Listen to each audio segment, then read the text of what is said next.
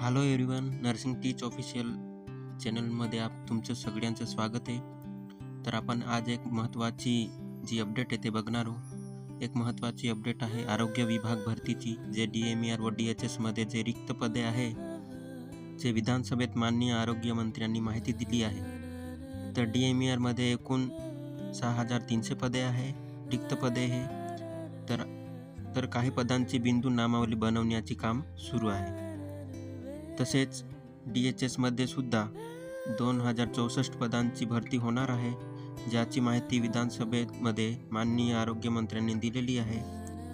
ते आता आपण पाहणार आहोत आणि लवकरच या दोघी विभागांसाठी पदभरती आयोजित लवकरच केली जाईल. तर DMER व DHSसाठी जे विद्यार्थी तयारी करत आहे, त्यांनी आपली कंटिन्युअसली तयारी चालू ठेवावी आणि ज्यांनी पण अजून तयारी चालू केली नसेल, त्यांनी आजपासूनच तयारीला लागा, जेणेकरून DMER व DHSमध्ये आपले सिलेक्शन होईल. तर आता आपण लवकरच या DMER व DHSची जाहिरात प्रसिद्ध होणार आहे. तर आता आपण जे न्यूज आहे ती न्यूज बघू. सभापती महोदय, या ठिकाणी मी अशा तऱ्हेने सूचना दिली की राज्यातील शासकीय हॉस्पिटल असेल किंवा शासकीय मेडिकल कॉलेज असतील, या ठिकाणी कॉन्ट्रॅक्ट बेसिसवर काम करणाऱ्या ज्या परिचारिका आहेत, जवळजवळ 30,000 परिचारिका आहेत, आणि यांनी आताच नोटीस दिलेली आहे की 7वा पे कमिशन आम्हाला लागू करा, आणि त्यासाठी त्यांनी 18 जुलैपासून संपावर जाण्याची नोटीस दिलेली आहे. ही एक माझी सूचना होती. त्या अनुषंगाने शासनाने दखल घ्यावी एक सूचना होती. आणि त्याच्या सोबत सध्या आपल्याकडे राज्यातील वैद्यकीय महारुग्णालयांमध्ये परिचारिकांची जवळजवळ 50% पोस्ट ह्या रिकाम्या आहेत, जागा खाली आहेत. तर त्या अनुषंगाने शासन काय कारवाई करणार या संदर्भाने या सूचना मी दिल्या होत्या. माझी आपणास या सूचनेच्या माध्यमातून एक उपप्रश्न असा आहे की मंत्री महोदयांनी लेखी निवेदनात वैद्यकीय शिक्षण अंतर्गत महाविद्यालय व रुग्णालयातील 6,103 पदं रिक्त असल्याचे आपण कबूल केलेले आहे. तर ही रिक्त पदं भरण्याच्या संदर्भाने आपण कालबद्ध कार्यक्रम आखणार का? नंबर 1.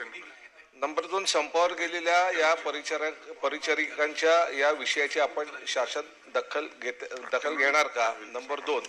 आणि बाकी याच्यामध्ये आपण फार मोठं निवेदन दिलेलं आहे, त्याच्यात अनेक मुद्दे आहेत. त्या संदर्भाने आपण तातडीने आपल्याकडे बैठकीचं आयोजन करणार का? सभापती महोदय, सन्मान्य सदस्यांनी जी सूचना या ठिकाणी मांडली आहे, त्या सूचनेप्रमाणे विचारल्याप्रमाणे आपण इथे सांगितलं सुद्धा आहे की वैद्यकीय शिक्षण विभागाअंतर्गत 6,300 ह्या जागा रिक्त आहेत, आणि त्या रिक्त जागा भरण्यासाठी विभागाच्या संचालकांनी बिंदू नामावलीची प्रक्रिया सुरू आहे, आणि ती बिंदू नामावलीची प्रक्रिया पूर्ण झाल्यानंतर आपण ही भरती करणार आहोत. लवकरात लवकर ही सुद्धा भरती होऊन जाईल. आणि सार्वजनिक आरोग्य विभागाचे सुद्धा जे 2064 ह्या जागा रिक्त आहेत, त्या सुद्धा एक कालबद्ध कार्यक्रम आखून त्या पण आपण भरून घेऊ.